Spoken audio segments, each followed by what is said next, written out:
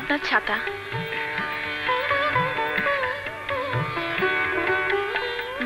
কি হলো, নিন। মামা, আমরা একটু শপিং এ যাচ্ছি। এই জামান। Hi uncle. হাই। আমার দুঃসম্পর্কের ভাতিজা কিছুদিন হলো দেশে ফিরেছে সুইজারল্যান্ড থেকে, এবং এই কয়দিনে হাঁপিয়ে উঠেছি। নিশাতে সঙ্গ না পেলে অনেক আগেই আমাকে ব্যাক করতে হতো। আসি মামা। নতুন সুর করলাম, শুনে যা। রাবিশ, এইসব সুর আজকাল চলে নাকি? আপনারা নেটিভরা এইসব সুরে ইমপ্রেসড হতে পারেন, আমি না। গান শুনলে শুনবেন মাইকেল জ্যাকসন, দেখলে দেখবেন ম্যাডোনার স্টেজ শো। এইসব ফালতু গানে সময় নষ্ট করার মতো পেশেন্স আমার নেই। Let's go. এসব ফালতু গানে কিন্তু আপনার আমার পরিচয়, আমাদের হাজার বছরের গানের ঐতিহ্য। উচ্চাঙ্গ সঙ্গীত, পল্লীগীতি, রবীন্দ্রনাথ ঠাকুর, কাজী নজরুল ইসলাম, আব্বাস উদ্দিন এবং আব্দুল আলিম, এদের গান শুনলে আপনার চোখের সামনে কি বাংলাদেশের ছবিটা ভেসে ওঠে না? আপনার সুইজারল্যান্ড যত সুন্দর দেশই হোক, কিন্তু জীবনানন্দ দাশের রূপসী বাংলার মতো এতটা সুন্দর কি? Absolutely not. I don't understand what he says. বুঝে কোনো লাভও নেই। হাদার ব্যাপারী হয়ে জাহাজের খবর নিয়ে কি হবে? যান যান, নিজের কাজে যান। কি বললেন? Hi, mind your language. খারাপ কিছু বলেছি? একেবারে খাঁটি Bangla. I will not spare you. আহা জামান, চলো তো, চলো। Let's go. মামা আসি।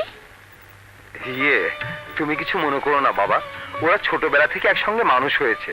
প্রায় 15 বছর যাবত বিদেশে ব্যবসা করে প্রচুর ধন সম্পদ করেছে। এতদিন পর দেশে ফিরে এলো। কত করে বললাম আমার বাড়িতে উঠতে, কিন্তু না, শেষ পর্যন্ত হোটেলেই উঠলো। ওরা দুজন দুজনকে অনেক ভালোবাসে। নিশাতে সম্মতি পেলে অল্প দিনের মধ্যেই ওদের দুজনের একটা সুসংবাদ দিতে পারবো। ওদের দুজনের বিয়ে হবে, তাহলে তো আমি ভুল করলাম।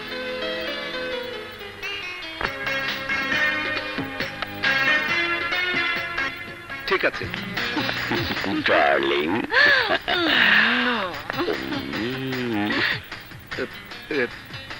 ঠিক আছে, তোমরা একটু বসো। আচ্ছা, আমি একটু আসছি। হ্যাঁ, বসো। চলো।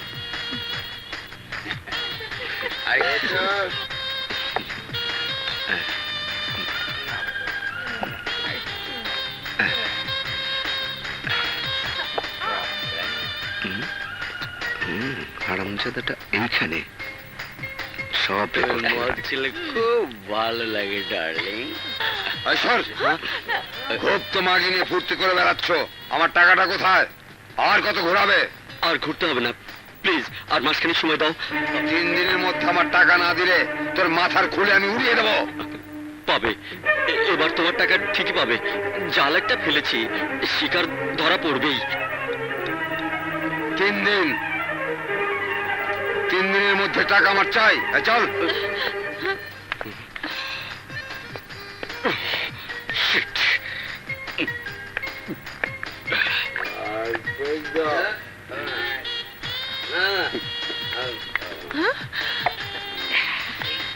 এই জামান, তুমি এখানে?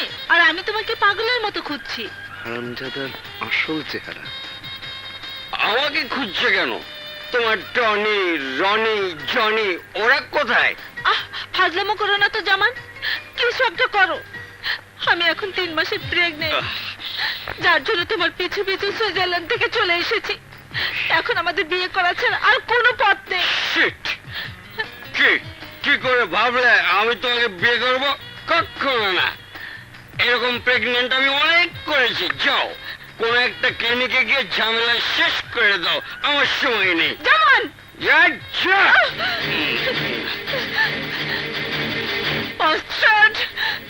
কি বলছেন? ঝন্টু বলছি।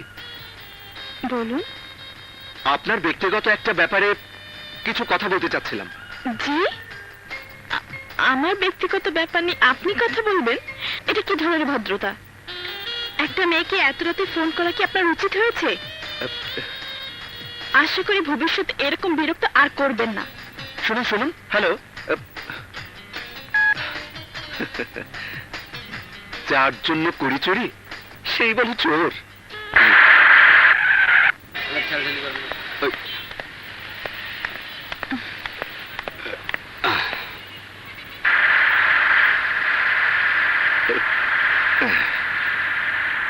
আরে এই তো সেই, যা ভালোই হলো।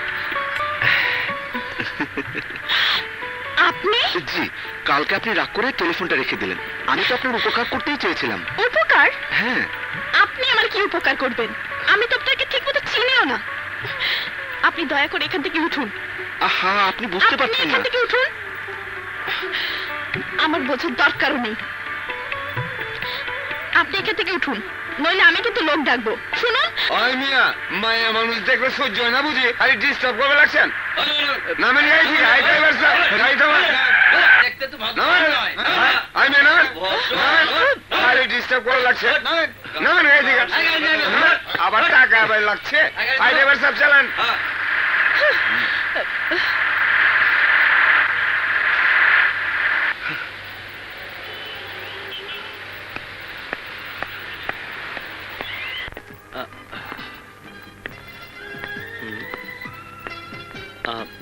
কি ব্যাপার, সবাই চুপচাপ কেন? সে অনেক কথা, তোকে পরে বলবো। তার আগে তুই বল, তোর মুখ শুকনো কেন? সেও অনেক কথা। কাল রাতে টেলিফোনে ওকে সব কথা বলতে চাইলাম, আমার কথা তো শুনলই না। আজকে হঠাৎ করে বাসে দেখা, আবার বলতে গেলাম, আমার কথা না শুনে উল্টো অপমান করে বাস থেকে নামিয়ে দিল। বন্ধু, যে করে হোক ওকে বলতেই হবে ওই বদমাশটার কথা, তা না হলে ওর যে কোনো একটা বড় সর্বনাশ হয়ে যেতে পারে। আচ্ছা, কি করা যায় বলতো, একটা বুদ্ধি দে। দোস্ত, বল। তুই একটা লাস্ট চান্স নে। কি? তোর সেই নায়িকা আজ বিকেলে আমার দোকানে ড্রেসের অর্ডার দিতে আসবে, বুঝেছিস? হ্যাঁ। তখনই। Thank you.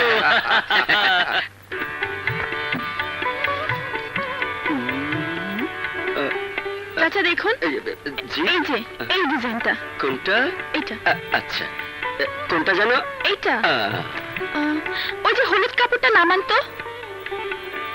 ম্যাডাম, মাপটা দেখি দেখি। 32। 32। ম্যাডাম একটু ঘুরেন, একটু ঘুরেন, দেখি। ঠিক মতো মাপলেন না। 72। ওই কাপড়টাও নামান। ম্যাডাম এবার বুকের মাপটা, হাতটা উঠান। জি, এইভাবে বডি মাপ নিচ্ছেন কেন? না মানে আপনার টেলার মাস্টার কোথায়? ডাকুন ওনাকে। জি, মানে ও তো একটু বাইরে গেছে।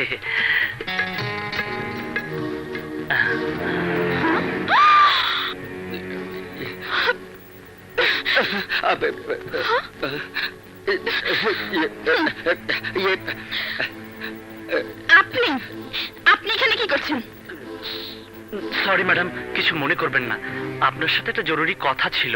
আপনি আমাকে সহ্য করতে পারেন না, তাই এভাবে এসেছি। আপনি আমাকে। লজ্জা লাগে না আপনার একটা মেয়েকে এইভাবে উত্ত্যক্ত করতে? আপনি আপনি মানে আপনি এটা ননসেন্স। শুনুন, বেশি বাড়াবাড়ি করলে আমি আপনাকে পুলিশে দেব। পুলিশ? Yes, police. ধরুন, জেলের ভাত খাওয়াবো। ও পুলিশ? আপনি আবার আমার পেছনে পেছনে এসেছেন। এবার কিন্তু আমি আপনাকে সত্যি সত্যি পুলিশে ধরিয়ে দেব।